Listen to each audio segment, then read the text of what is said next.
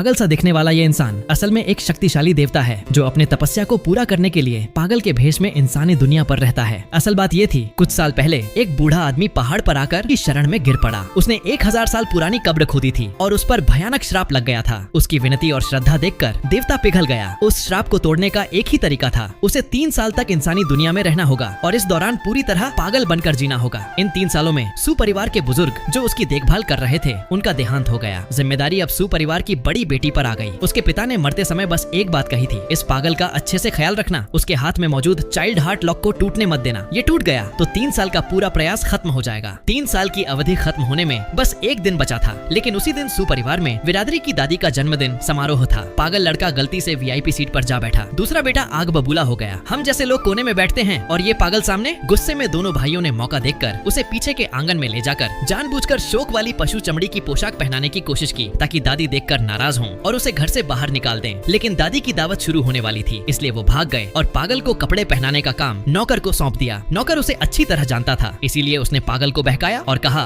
कपड़ा पहन ले, मैं तुझे ढेर सारी मिठाइयाँ और खिलौने दूंगा। पागल खुशी से मान गया और पशु चमड़ी पहने ही दावत में पहुंच गया। सबके होश उड़ गए। सुपरिवार की दादी के जन्मदिन पर शोक की पोशाक पहनकर आना, ये तो खुली बद्दुआ थी। बड़ी बेटी ने देखकर डर के मारे पसीना पसीना हो गई। वो तुरंत कपड़े उतारने दौड़ी, लेकिन तभी दादी दरवाजे से अंदर आ गईं। अब समय नहीं था, उसने पागल को मेज के नीचे छिपा दिया। सब ठीक लग रहा था, पर तभी दूसरा बेटा आगे बढ़कर बोला, दादी, उस पागल ने आपके जन्मदिन पर शोक का कपड़ा पहना है। दादी गुस्से से कांप उठी। उसे घुटनों पर बैठाकर माफी मंगवाओ। उसी समय प्रांतीय शहर शेन परिवार का खास आदमी आ पहुंचा। सबको लगा वो दादी को बधाई देने आया है, पर वो तो पागल लड़के को ढूंढने आया था। आदमी कहता है, कृपया हमारे घर के मरते हुए मालिक को बचा लीजिए। पागल बोला, मैं मदद नहीं कर सकता, मुझे आज भी इस घर में रहना है, तुम्हारा मालिक नहीं बचेगा, तैयारी कर लो। दादी भड़क उठी, मैं आदेश देती हूँ, अभी शेन परिवार चलो। पागल सीधा बोला, अगर मैं इस घर से आज बाहर निकला तो सुपरिवार पर बड़ा संकट टूट पड़ेगा। दादी उसकी बात को बकवास समझकर उसे मारने के लिए हाथ उठाती है, लेकिन हाथ आगे बढ़ने से पहले ही वो हवा में उछलकर पीछे गिर जाती है। गिरने से पहले पागल उसे पकड़ लेता है और धीरे से जमीन पर उतार देता है। फिर भी दादी चिल्लाने लगती है, इस पागल ने मुझे धक्का दिया, इसे घर से निकाल दो।